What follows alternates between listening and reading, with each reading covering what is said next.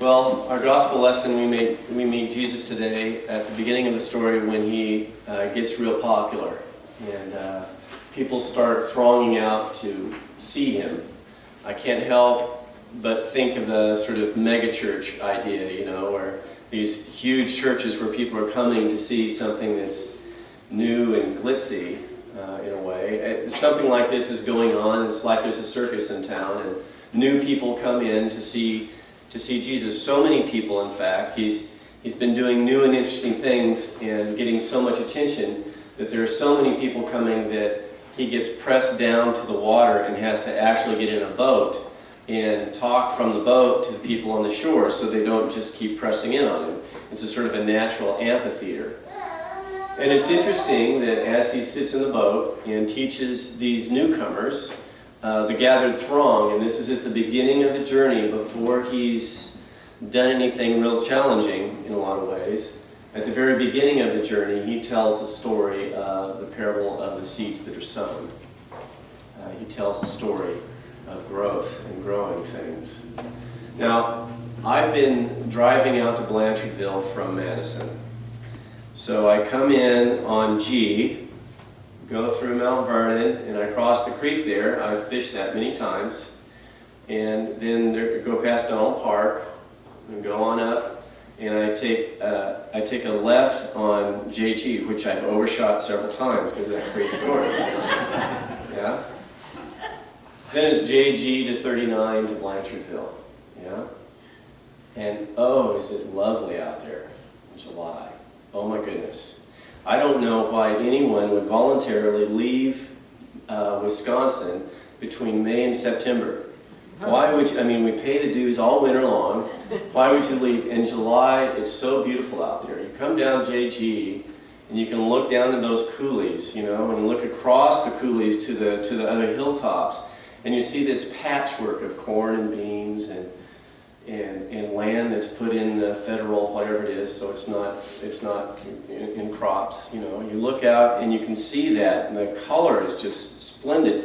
In those fields that aren't planted, they've got different kinds of grasses and prairie coming up, and when the grasses first come up and put seed, it's this sort of ochre burgundy color, and so that's sort of floating over the top of the green, and then when enough sun happens, those burst into this bright gold, and you can see the clover with the brilliant mounds of purple out there. It's like a painting. It's glorious.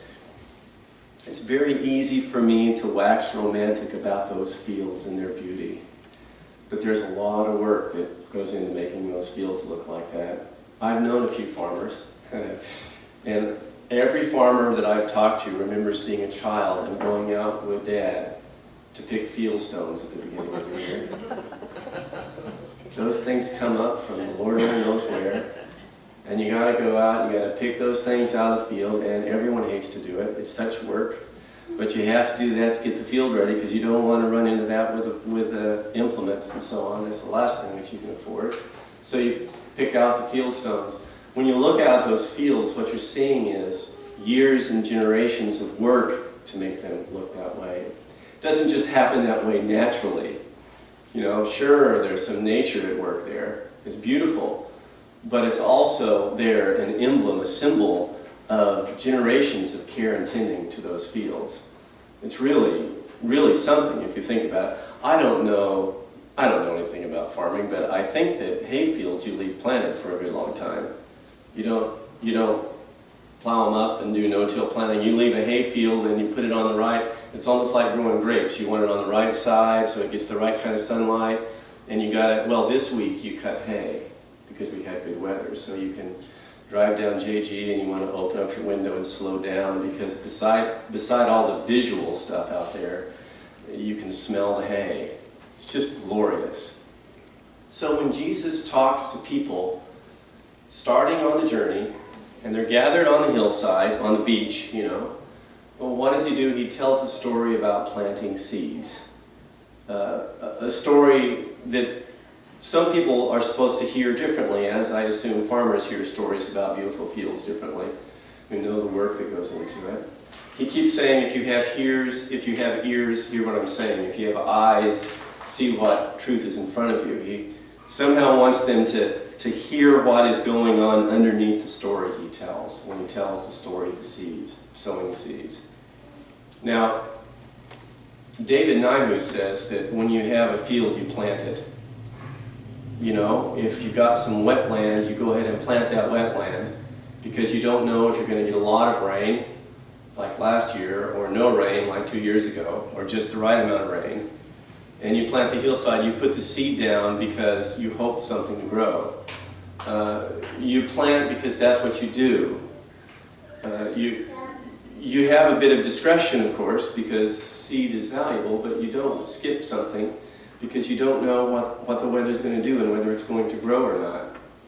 So Jesus tells this story about the sower of the seed, and that image is always the sower of God's abundance, God's love, God sharing, scattering seed, sowing seed, things that can grow because of God's nurture and love. This is always underneath the story that Jesus tells. But some seeds don't take. Some seeds aren't tended, and some seeds do take. I can't help but think that Jesus is really trying to take care of these people on the hillside. He's hoping that they'll follow. He's hoping that they'll learn. But as we know, gathered here in church in July, and you've got to be a hardcore church person to go to church in July. A lot of people fall away. A lot of people don't make it. I'm a person who thinks, because I have so many friends who don't have faith anymore, who don't come to church anymore, that understanding what's offered here, that what faith is, this praying and singing together, that's a gift. You know, that somehow that seed is planted inside of me and has grown. And I'm very thankful for that because I know that same seed fell in some of my friends and it didn't take root. Some of our loved ones we know are good people, but they don't come and worship with us on Sunday.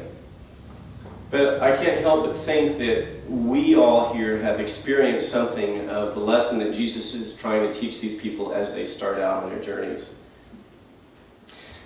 The soil of faith, you know, whatever this is that helps us to keep on believing, keep on trying, you know, when the rains seem to fall and when they don't seem to fall, has to do with our willingness to stick with it over time, for our spirits to be cultivated and nurtured by God so that we can keep going. The fact is, I don't know, I've seen this happen many times, and maybe you have too, but it seems like people very often who have the most difficult lot in life, people who are, you know, suffering, who have illnesses, who go through very hard times, those people tend to have the strongest faith. Somehow for them, those experiences cultivate the soil of faith within them and help them to continue going on, help them to continue trusting God, even though for some people when they go through those difficult times they say, oh, God doesn't love me, or I wouldn't be going through this. Can't help but think when Jesus is talking to those people on the hillside, he's giving them the first lesson that we all need to accept, and that I think probably we all really have accepted, which is that faith isn't easy. Spiritual growth isn't easy. Things are hard and they don't happen quickly and spontaneously, but it takes time to cultivate and to nurture and to grow. I think Jesus is trying to teach these folks. And that's something that we know, isn't it? It's something that the farmer knows about planting and about nurturing things from the earth. Jesus is, I think, helping us to understand that come whatever season happens, you know, however difficult things happen, that seed can still grow within us if we cultivate it, if we nurture it. And in time, I think that you know how this story goes. In time, as the disciples actually hear what Jesus says, and as people come out of the crowd and follow, and other people fall away, they begin to learn the blessing of what they've been given, and they're asked to share that with others. They're asked to plant the seed with others. And there's a glorious thing that happens that I believe and think is very important for us to see in the Scriptures. Jesus tends to be willing to scatter God's love without what it looks like on the surface. No matter if the ground looks rocky or thorny, that doesn't matter. What matters only is to share that love, cultivate faith, share grace with others. That's what Jesus does with his life. And maybe that's what brings us here. Maybe we find there's been people who have stayed with us, who stuck with us when we were wooden-headed and stubborn, who prayed with us when we didn't think we could hold fast to faith anymore, who challenged us when we did things that maybe we ought to have done, and talked negatively about people. They tell us to consider what we're saying and the impact on others. People sit with us and nurture us and cultivate that faith within us. I think that's who we are together. And I think that that's what Jesus is teaching these people on the hillside when he talks about planting the seed and the seed in the fine soil. Seems to me that we're pretty good soil. Seems to me that the church has cultivated something in us. And we now come to a time as a people, different stages in our life, where we decide whether we're going to share that with others, whether we're going to reach out to others, and trust that when we do that, God will bless that seed and new life will sprout from it. Amen.